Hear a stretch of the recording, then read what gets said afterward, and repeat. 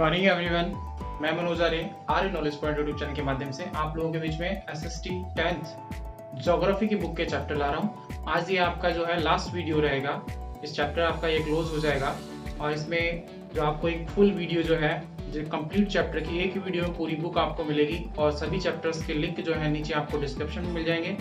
जल्दी से जल्दी इसको शेयर करें और जिसने अभी भी सब्सक्राइब नहीं किया है तो सब्सक्राइब करें। अच्छा लगा हो तो लाइक करें, कमेंट करें। ठीक है, आइए चलते हैं और पढ़ते हैं जल परिवहन के बारे में। और जल परिवहन जो है ये दो तरीके से होता है। इसमें दो माध्यम है। पहला आंतरिक परिवहन, दूसरा सामुद्रिक परिवहन।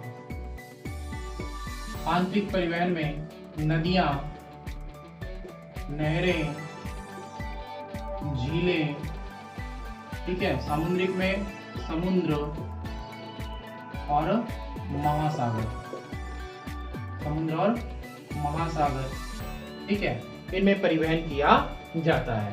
ठीक है, आंतरिक परिवहन जो है नाविकों के द्वारा इसमें अनुकूल रूप से माल ढोने के लिए बनाने के लिए कोई खर्चा नहीं आता। परिवहन आराम से आप इसमें कर सकते हैं।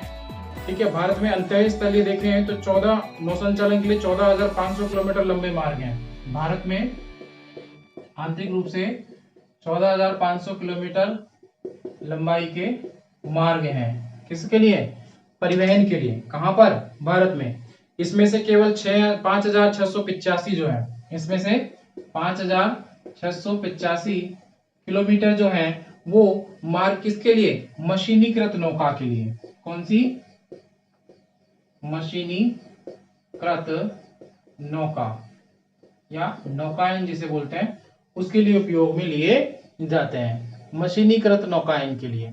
ठीक है, आगे इसमें देखें तो निम्न जलमार्गों को सरकार द्वारा जो है यहाँ तो राज्य या राष्ट्रीय जलमार्गों की बात करें, राष्ट्रीय जलमार्ग जिसमें हम बात करें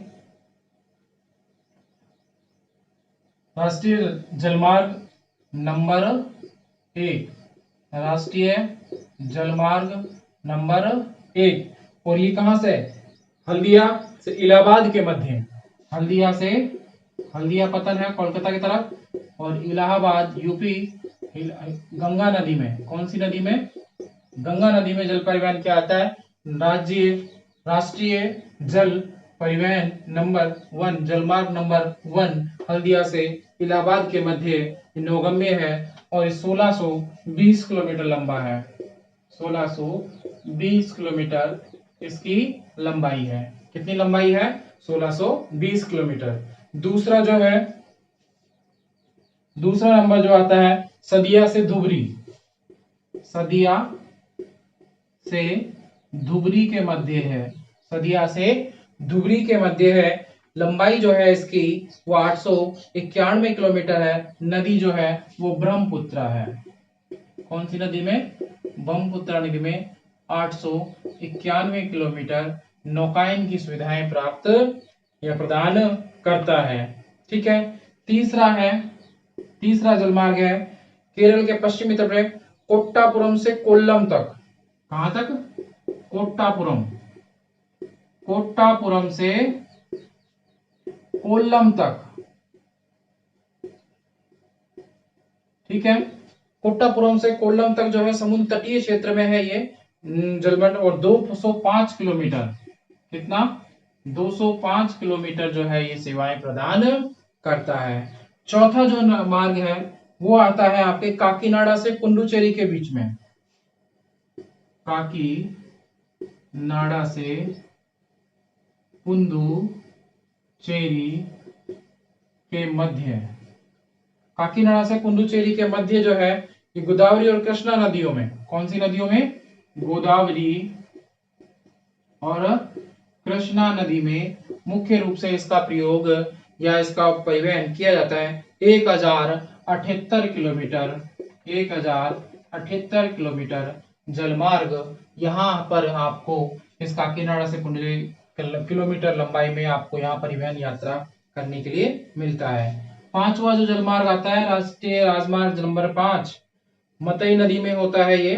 ठीक है, ब्राह्मणी नदी के पूर्व, ब्राह्मणी नदी पर है। कौन सी? ब्राह्मणी नदी पर है। लंबाई जो है इसकी है 588 किलोमीटर। ठीक है, राष्ट्रीय जलमार्ग संख्या नंबर 5। ठीक है, अब इसमें देख सकते हैं बहुत सारे आपको है मांडवी छोटी छोटी नदियों में आपको मिलेंगे। इसके बाद हम बात करें तो हम बात करेंगे समुद्री पतन की। किसकी बात करेंगे? समुद्री पतन। पतन यानी कि बंदरगाह, पोताश्रय जिन्हें हम कहते हैं। भारत की जो तटरेखा है वो 7516.6 किलोमीटर है। कितनी है? भारत की जो तटरेखा है वो 7516 भारत की समुद्र तटरेखा या तटरेखा की बात करें, भारत की तटरेखा कितनी है? 7516.6 किलोमीटर लंबी तटरेखा है। इस समुद्र तटरेखा के पास में 12 बड़े, अब तो 13 हैं, 12 बड़े और 200 छोटे और मंझले बंदरगाह हैं। ठीक है, 12 बड़े और 200 मध्यम व छोटे बंदरगाह हैं। देश के 85% विदेशी व्यापार इनसे संचालित होता है। देश का 95% व्यापार इन पतनों के माध्यम से। ठीक है, कौन सा? विदेशी व्यापार। कौन सा व्यापार? विदेशी व्यापार इन पतनों के माध्यम से संपन्न किया जाता है। ठीक है, स्वतंत्रता प्राप्ति के बाद कच्छ में कांडला पतन सबसे पहला पतन था। कांडला पतन पश्चिमी तट पर चले, कांडला है, मुंबई में है, जेएलएन पतन है, जवाहरलाल नेहरू पतन है। ऐसे पतन फिर नीचे आ जाए, कोच्चि आ जाए, कोच्चि आ जाए। ठीक है, और बहुत सारे पतन पूरे 12 के 12 मुख्य जो आप देखेंगे। मुंबई में वह पतन है, सुचारू रूप से खुला हुआ है। कांडला जो पतन है वो एक प्राकृतिक बंदरगाह है। ठीक है, तो इन पतनों में जो है 2 प्रकार के आप देखते हैं। जलमार्ग हो गई, राष्ट्रीय राजमार्ग संख्या नंबर 1 इलाहाबाद से हल्दिया से इलाहाबाद गंगा नदी में 1620 किलोमीटर, सदिया से दुबरी ब्रह्मपुत्र नदी में 891 किलोमीटर, कोट्टापुरम से कोल्लम तक 205 किलोमीटर, काकीनाडा से पुडुचेरी के मध्य गोदावरी में 1078 किलोमीटर, ब्राह्मणी नदी में 588 किलोमीटर जलमार्ग प्रदान किए जाते हैं आंतरिक रूप से। ठीक है,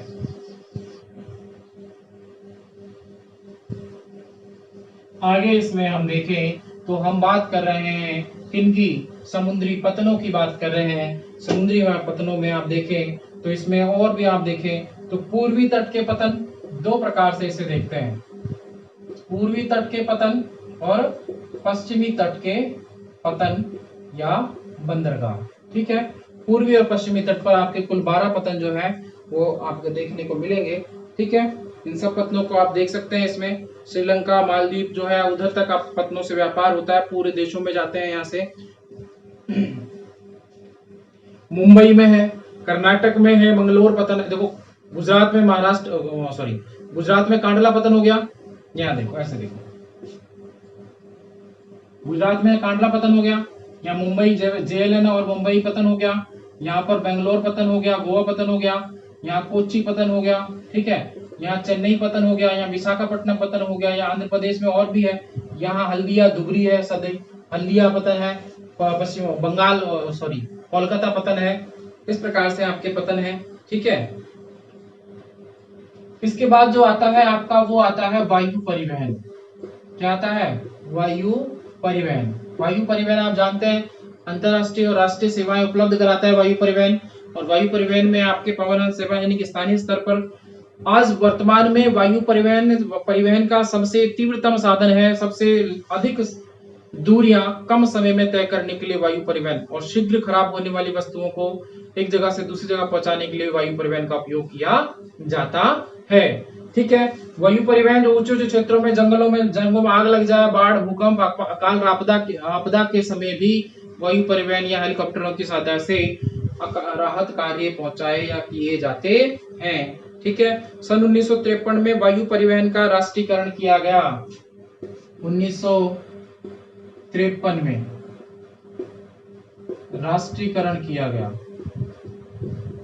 1911 में इलाहाबाद नैनी में सर्वप्रथम वायु सेवा संचालित हुई। ठीक है, वायु सेवा संचालित हुई। और एयर इंडिया घरेलू अंतरराष्ट्रीय सेवाएं प्रदान करती है। एयर इंडिया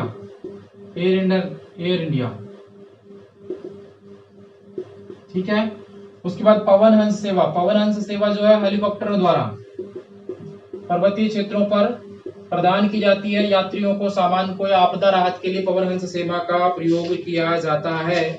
भारत में मैं आपसे कह रहा था, यहाँ पर देखें आपके कांडला पतन है, यहाँ पर मैं गलत भूल गया, यहाँ पर कांडला पतन है, यहाँ पर आपके मुंबई और जवाहरलाल नेहरू 2 पतन है यहाँ पर, ठीक है। यहाँ पर आपके मारमा गांव पतन है, यहाँ पर आपके न्यू मंगलोर पतन है, यहाँ पर आपके ये कोच्चि पतन है। कौन सा है? कोच्चि पतन है। यहाँ पर आपके चेन्नई पतन है, यहाँ पर आपके मीनामकम भी है, यहाँ पर आपके विशाखापट्टनम है, यहाँ पर आपके हल्दिया है और यहाँ पर आपका कोलकाता पतन पाया जाता है। पूर्वी और पश्चिमी तटों पर पाए जाने वाले पतनों के बारे में यहाँ आपने देखा, ठीक है। अब आप देखें एयर इंडिया से जुड़े हुए देश हैं बहुत सारे, जो देश के अंदर भी और देश के बाहर भी सेवाएं उपलब्ध कराते हैं। तो वायु सेवाएं जो है एयर इंडिया और पवन हंस के द्वारा सेवाएं प्रदान की जाती हैं। इसके बाद जो आता है वो आता है आपके संचार सेवाएं। कौन सी आती है? संचार सेवा। आप सभी जानते हैं संचार जो होता है, संचार के माध्यम से व्यक्ति जो है सूचनाओं व संदेशों को एक स्थान से दूसरे स्थान पर पहुंचाता है। सूचनाओं व संदेशों को एक स्थान से दूसरे स्थान पर पहुंचाने का जो कार्य है वो संचार के माध्यम से होता है। इसमें टेलीफोन है, इंटरनेट है, मोबाइल है, फैक्स है, ईमेल है, सैटेलाइट है, उपग्रह जिन्हें हम कहते हैं, ठीक है। ये सभी का उपयोग किया जाता है। आज लंबी दूरियों पर प्रेस, सिनेमा या आदि डाक तार द्वारा सूचनाओं को या संगोष्ठियों द्वारा, मीटिंगों द्वारा, ठीक है, जनसभाओं द्वारा, रैलियों द्वारा सूचनाओं का एक जगह से दूसरी जगह स्थानांतरण किया जाता है। प्राचीन काल में कबूतरों द्वारा, बाजों द्वारा, पक्षियों द्वारा सूचनाओं का संप्रेषण होता था। व्यक्तियों को दूर दूर तक यात्राएं करनी पड़ती थी, लेकिन अब वर्तमान में ये समस्या खत्म हो गई है और चुटकियों में मोबाइल से आप टाइप कीजिए और मैसेज आपका सेंड हो जाएगा, इमेज सेंड हो जाएगी, वीडियो सेंड हो जाएगी, आप फेस टू फेस उस व्यक्ति से बात कर सकते हैं। तो बहुत ही ज्यादा इजी हो गया है संचार। डिजिटल आईटी जो है, सूचना प्रौद्योगिकी ने इसे बिल्कुल क्या कर दिया है? आसान कर दिया है, बहुत ज्यादा आसान कर दिया है, ठीक है। आज अब दूर संचार यंत्र जो है उसमें एशिया भी एक महत्वपूर्ण संचार श्रेणी के रूप में या तंत्र के रूप में जुड़ करके आ गया है। टीवी है, दूरदर्शन है, समाचार पत्र पत्रिका है, ऑल इंडिया रेडियो है, ठीक है, साप्ताहिक, पाक्षिक, मासिक